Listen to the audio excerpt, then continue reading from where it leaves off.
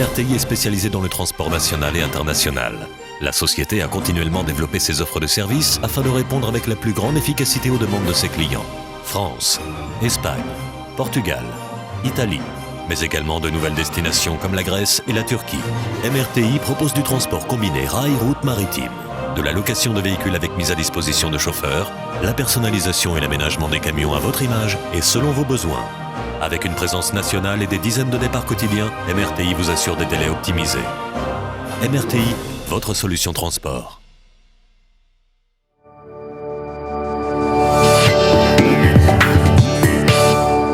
No passado dia 25 de janeiro, a Lusopress foi até à Faculdade de Direito de Lisboa e esteve à conversa com Jorge Miranda. O professor catedrático é um dos pais da Constituição de 1976. Apesar de também achar que podem ser feitos alguns aperfeiçoamentos constitucionais, Jorge Miranda defende que neste momento de crise as preocupações do país devem ser outras. Houve vários pais da Constituição, os deputados à Assembleia Constituinte. Eu não enjeito a minha intervenção, mas houve vários pais da Constituição. Portanto, as revisões constitucionais que se fizeram até agora foram quase todas corretas, aperfeiçoaram o sistema. Em alguns casos eu discordei, mas no essencial podemos dizer que, sobretudo, as revisões de 82 e 89 foram muito importantes para a clarificação do sistema constitucional.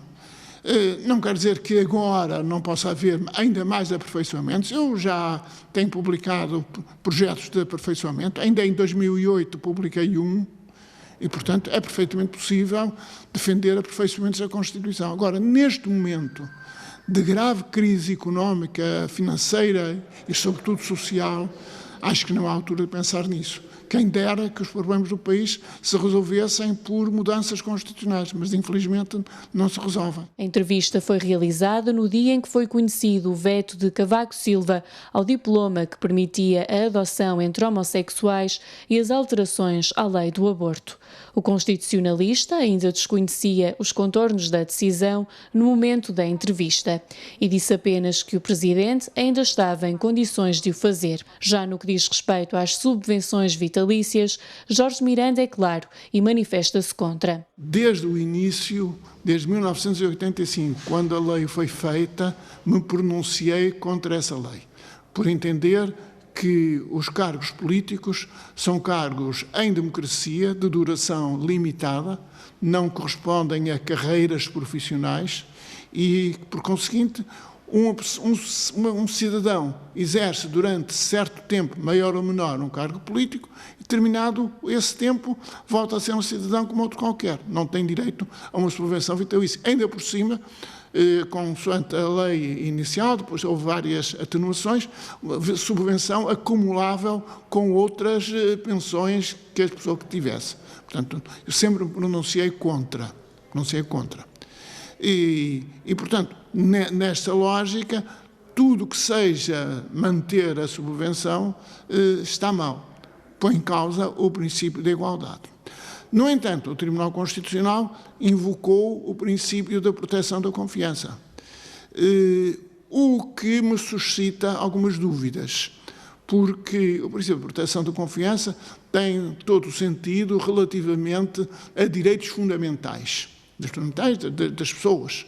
Já quanto a situações funcionais como estas, ou, se quiserem, privilégios como estes, invocar o princípio da proteção da confiança me parece excessivo, porque o princípio da proteção da confiança aqui irá colidir com o princípio da igualdade. O professor catedrático foi sempre contra a privatização da TAP e concorda com os esforços do novo governo em manter a maioria do capital público. Eu concordo com os esforços que o governo tem feito para manter a maioria do capital público. Concordo. E acho que é importante, porque a TAP é para Portugal muito mais importante do que é a Lufthansa para a Alemanha, tendo em conta o Brasil, os países africanos e a pequenez do nosso país. E o risco que há em empresas assistentes que querem nas mãos dos estrangeiros, como tem acontecido com muitas outras. A EDP, a REN e outras que têm caído nas mãos dos estrangeiros. Portanto, a TAP é muito importante para Portugal. Jorge Miranda esteve à conversa connosco no dia a seguir à ida às urnas e falou-nos também do Presidente da República que mais o marcou. Para o professor, é importante que um Presidente tenha uma atitude de garantia da Constituição. Eu acho que o mais importante foi o primeiro, Ramalhianes. E foi mais importante, por um lado, por eu ter assumido o poder em situações extremamente difíceis, em que havia ainda o rescaldo da turbulência revolucionária, havia ainda o conceito da revolução, havia ainda uma grande instabilidade social, e eu consegui apaziguar a situação em Portugal. Por outro lado, eu teve um papel extremamente importante no regresso dos militares a quartéis, digamos assim. Eu era simultaneamente Presidente da República e Presidente do Conselho da Revolução. E como Presidente do Conselho da Revolução foi, aos poucos, atenuando a intervenção do Conselho da Revolução e, portanto, quando o Conselho da Revolução foi extinto definitivamente em 1982 na revisão constitucional, eu já era uma sombra do que tinha sido em 76. Portanto, deve-se a Ramalhianes esse apaziguamento político e também essa novidade na história política portuguesa, que é os militares não intervirem na vida política, porque entre 1820 e 1976, ou entre 1920 e 1982, portanto, em mais de 150 anos, os militares estiveram sempre intervindo na vida política, com revoluções, golpes de Estado, contra-revoluções, contra-golpes de Estado, etc. E a partir daí, nunca mais isso aconteceu. Quando foi eleito Marcelo Rebelo de Sousa Presidente da República, e ele, durante o seu discurso, disse que ia ser o Presidente de todos os portugueses, como consagra a Constituição. Ele é aqui seu colega na Faculdade de Direito. Acha que ele vai ser o Presidente então? Acho que sim, acho que sim.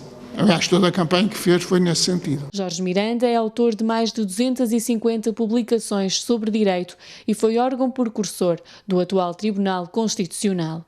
Quando se fala de justiça, critica a sua demora. A crítica grande que se pode fazer à justiça, e que já tem levado a condenações de Portugal no Tribunal Europeu dos Direitos do Homem, é o atraso, a morosidade nos processos. Em larga medida, deve dizer-se, por falta de meios. Nem sempre o Estado fornece à Justiça, ao aparelho judiciário, aos tribunais, ao Ministério Público, à Polícia Judiciária, os meios indispensáveis, mas o grande problema é da morosidade da Justiça. Esse aqui é o problema que nós temos em Portugal. Não é só em Portugal que existe esse problema, também existe em outros países, mas em Portugal é um problema muito grave. O professor catedrático mantém hoje a seu cargo a regência de todas as disciplinas de Direito Constitucional e Direitos Fundamentais e ainda dá aulas para alunos de mestrado e doutoramento. Aos 74 anos garante que essa é uma vocação de vida. Para mim é uma vocação de vida e, portanto, felizmente, tem conseguido levar muitas pessoas, muitos jovens, também a interessar-se pelo direito constitucional, que tem uma função de limitação do poder do Estado, mas também tem uma função de organização de poder, garantia de direitos fundamentais e, portanto, é absolutamente fundamental numa sociedade.